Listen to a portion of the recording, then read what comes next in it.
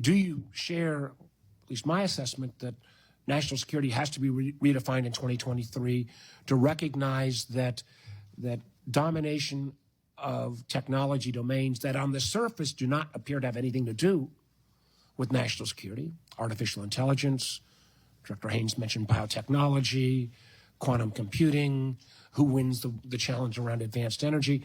These are national security issues as well, and we have to do a better job of both convincing the public and, quite honestly, some in the business community. We've made progress on the business community, but many are still, as Senator Rubio made mention, inexorably tied to a global supply chain that relies on cheap Chinese goods. How do we make that case? But do you start with accepting the premise that national security has to include who wins each of these technology domains? And I'll just go right down the line. Well, certainly, Mr. Chairman, I wholeheartedly agree that technology and economic security have become inextricably intertwined with national security. And the efforts this committee has made and that a lot of us in the intelligence community have made to engage the private sector, I think, are essential to that. And we just have to keep doubling down on that. You could just look at, for example, on the cyber side, our critical infrastructure is in 85% of it or something is in the hands of the private sector. And if you look at our innovation, if you look at our PII, our personal identifiable information, the percentage is even higher. And if you look at what the Chinese are trying to steal, that's where it is. So we need to be working more and more closely with the business community to try to build resilience. I think there have been a lot of progress that's been made, but we need to make more. General? Chairman, I certainly agree on the statement with regards to the changing nature of power, and I think that's where the National Security Agency has always found itself in being able to hardwire to look for what's the next technology we should be chasing, being able to leverage a workforce that is very, very heavily inculcated with science, technology, engineering, mathematics. But I think the big piece that at least I've learned over the past several years is the fact that it's all about partnerships. It's the partnerships that we have here in the IC. It's the partnerships with the public sector. It's the partnerships that we have to develop that will give us the competitive advantage as we look at this new changing character. Dr. Haynes? Yeah, absolutely agree, obviously, with my colleagues. And I mean, I think one of the things that we have been learning in the intelligence community, exactly as General Nakasone indicated, is our work with the private sector in this space is particularly important. As you know, over my lifetime, I have seen increasingly the innovation of critical foundational technologies occurring in the context of the private sector, and our capacity to work with them to understand essentially what those innovations are and how we can help them protect themselves in this context is another aspect of this that has to be focused on and something we spend a lot of time on. Director? No, Mr. Chairman, I fully agree. I think the revolution in technology is not only the main arena for competition with the People's Republic of China, it's also the main determinant of our future as an intelligence service as well. As you know, we've undertaken a number of innovations over the last couple of years to strengthen our capacity on that revolution in technology.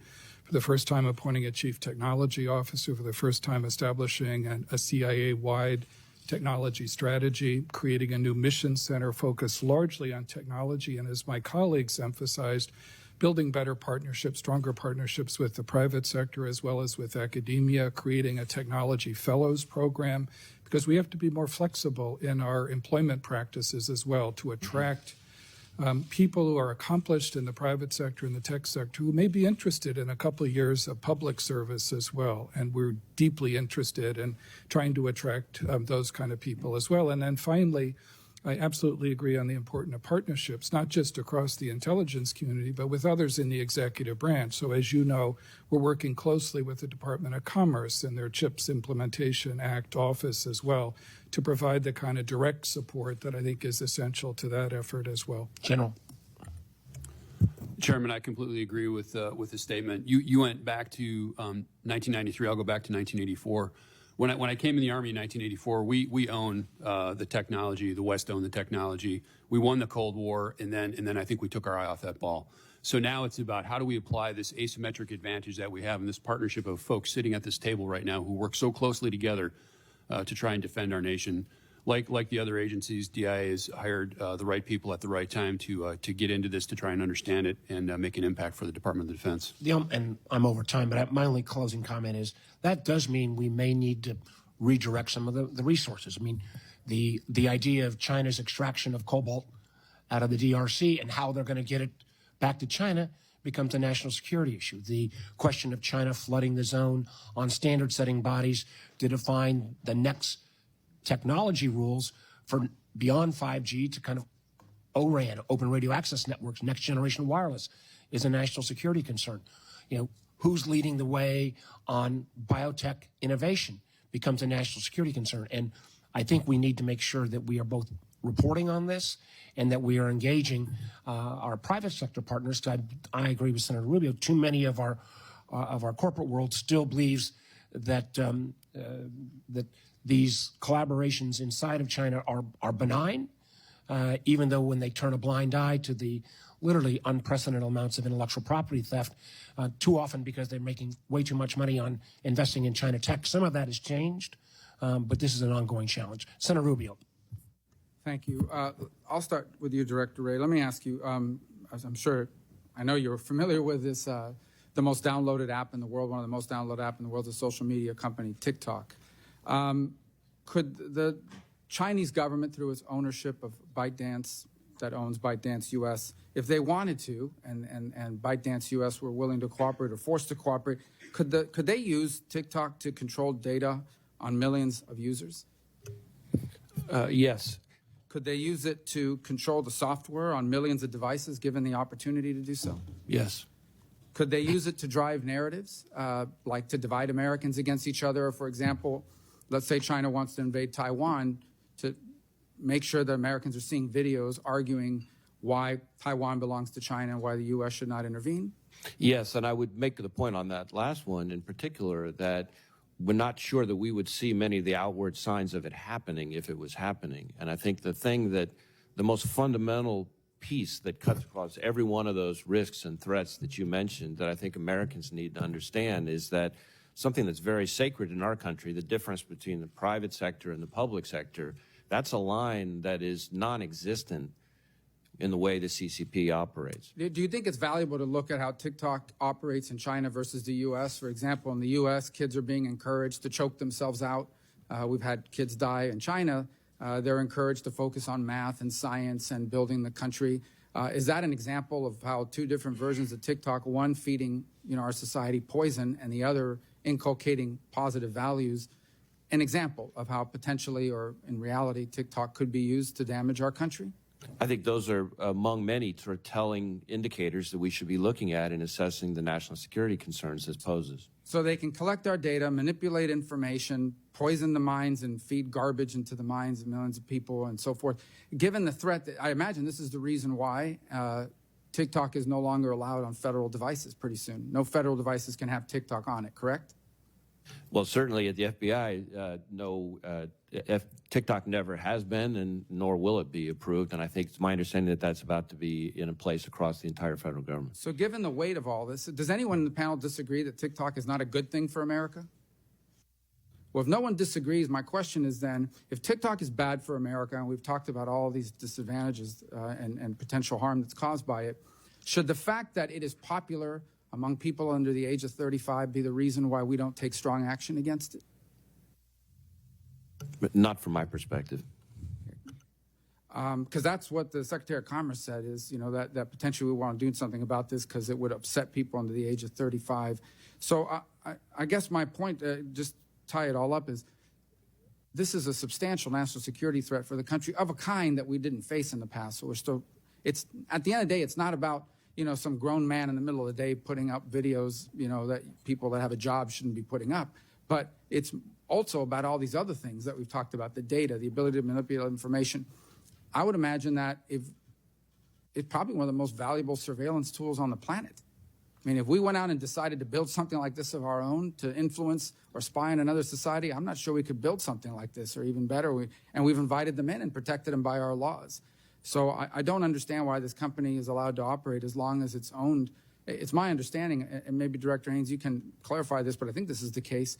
Under Chinese law, any company, okay, what the company is in China, that the Chinese government says, give me everything you have, they have no choice but to give it to them, or someone else will be in charge. Correct? Okay. My time is remaining here. I want to talk a little bit about COVID and the pandemic. So here's what we know about COVID, okay? It originated in the city of Wuhan, where the Wuhan Institute of Virology, which has a questionable safety record and conducts experiments on making viruses that are not infectious in humans infectious in humans. They do it for the purpose of then developing a vaccine. They're located in that city. The Chinese CDC is also located in the city.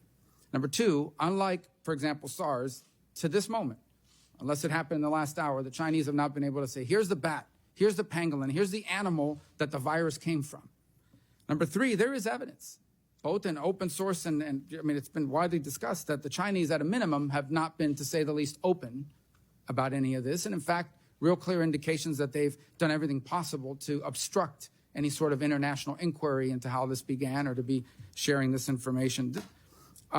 This is a lot of circumstantial evidence that adds together. And I believe that's why the FBI has concluded what on the origins of COVID, Director Ray? So, Mr. Vice Chairman, as the committee knows, the FBI has long assessed, going all the way back to the summer of 2021, that the origin of the pandemic was likely a lab incident in Wuhan.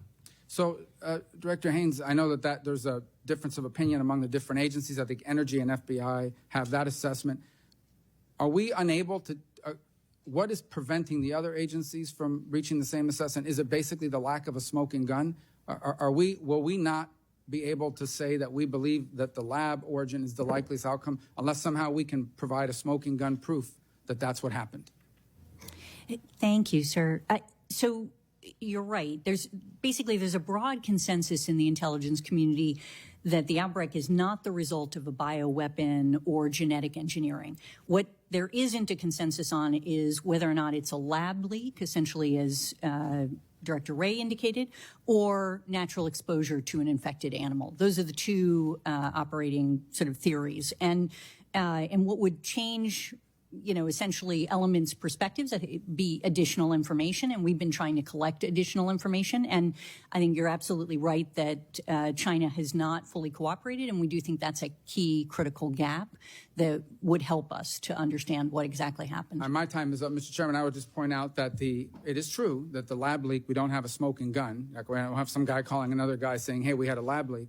We also don't have a smoking gun that it was a naturally occurring event, which is the easiest one for them to prove. Come out, have a press conference, show us the bat or the pangolin, whatever a pangolin is, and show us that this is the one and here's the virus that came from that animal. Because it would have not just been found in one animal, it would have been pretty widespread. That's the easiest thing for the Chinese to have done, and they haven't done it. I think that's a pretty strong reason to suspect that it's not naturally occurring because they've done it with the other pandemics. Thank you. And I would just point out, before I go to Senator Wyden, when those of us raise the issue around TikTok, it is not simply an American concern. Canada, the EU, India have also taken action on this application because of its national security concerns. Senator Wyden. Thank you very much, Mr. Chairman, and thank you all for your service. Begin with you, Director Burns. Last year, you committed to me that the CIA would require written justifications that could be audited whenever CIA conducts searches of its databases for information on Americans. Has the agency done that? Yes, sir, we have, and thank you very much for your attention on this issue. In keeping with the commitment that I made to you last year, the CIA has made substantial and rapid progress developing and implementing across all of the CIA a capability to support written auditable justifications for searches, as you said, designed to retrieve U.S. person information. We've kept your staff regularly updated on this. We're ahead of the schedule that I set out for you in that letter last September. We've already begun implementing the tool we've developed in the database that the Privacy and Civil Liberties Oversight Board has been focused on, and now we're moving forward with that across the remaining databases. Thank you for doing this. Let me turn to commercial information. Director Ray, does the FBI purchase U.S. phone geolocation information? So to my knowledge, we do not currently purchase commercial database information that includes location data derived from internet advertising. I understand that we previously, as in the past, purchased some such information for a specific national security pilot project, but that's not been active for some time. I could provide more information about that in closed session if you would like. But when we use so-called ad tech location data, it is through a court-authorized process. And you do not plan to change your current practice of not buying this geolocation information? We have no plans to change that at the current time. I think it's important, a very important privacy issue, that not take place. We'll discuss it more at the closed session. Director Haynes, you convened an outside panel to study and make recommendations related to the government's purchase of data, including sensitive data on Americans. There has been a lengthy report that has been done here. Will you agree to release this report to the public? Thank you, Senator. I'll absolutely, we'll have our folks review it for that purpose. Is there any reason why it shouldn't be made available to the public? No, I think it absolutely should, as long as there's not classified information in it, we'll provide it. One additional question for you, if I might, Director Haynes. As you know, last May, Senator Moran and I urged the President to prioritize the rewriting of the executive order that governs classification and declassification. It hadn't been updated in ages. In August, you wrote back on behalf of the President saying that the process was underway. My concern is that we're not seeing the urgency that is necessary, because we all know what the challenge is, and that's foot dragging by some people who mean well, but they're just not on the program of reform. Will you push the National Security Council to get this done? Because my sense is this just isn't going to happen unless you can successfully push the National Security Council to break up the status quo. Because the classification system is now at the point where, as you correctly said, and to your credit, it's not serving national security, and I think it's so broken, we're not getting classified what we need to get classified, and we surely are classifying stuff that shouldn't be classified. So we got to break up, business as usual here. And it's only going to happen, to me, in my view, if you can push the National Security Council. Can you commit to doing that?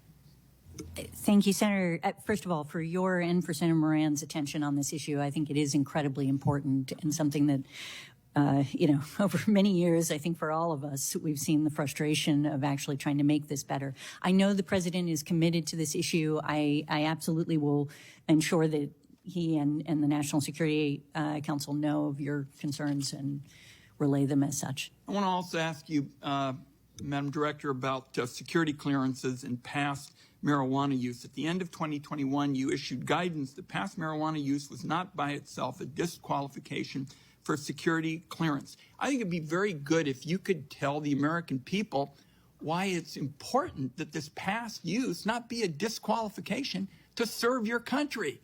This is a national security issue, and we desperately need people.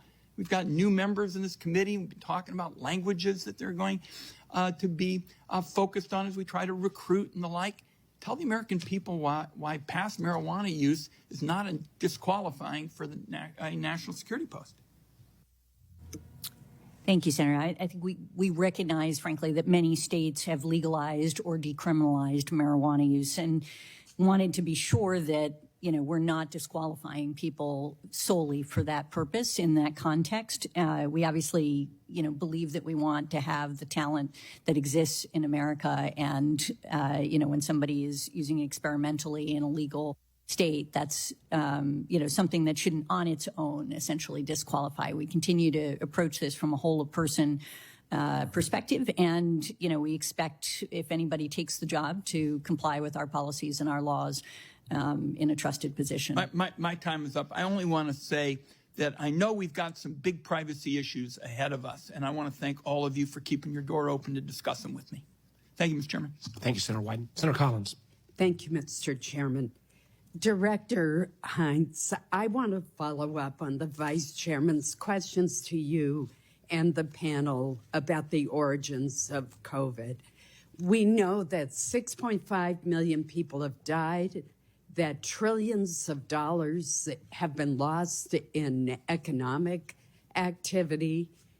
We also know that had we known early the origin of COVID, we might have been able to change the trajectory and been better prepared for future pandemics. So this matters.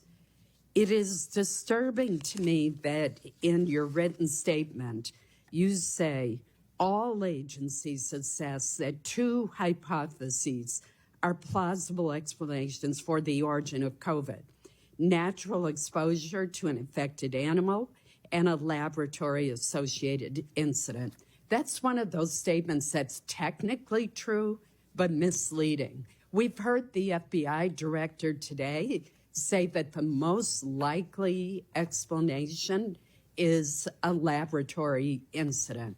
We know that the Wuhan whistleblower who first raised alarms was silenced by the Chinese government and later died of COVID. We know, as your statement says, that Beijing continues to hinder the global investigation, resists sharing information, and blames other countries. Those are not the actions of an innocent party. We know that the Department of Energy has changed its assessment to say that most likely cause is a laboratory incident. I just don't understand why you continue to maintain on behalf of the intelligence community that these are two equally plausible explanations. They simply are not. Thank you, Senator. And I think I share your frustration with the fact that China hasn't been more cooperative on this issue to provide intelligence that would be of use to the scientists and others who work on these questions. And I think, you're absolutely right. This is critically important. It has been extremely challenging. Let me give you where we are in the intelligence community with more precision to your point.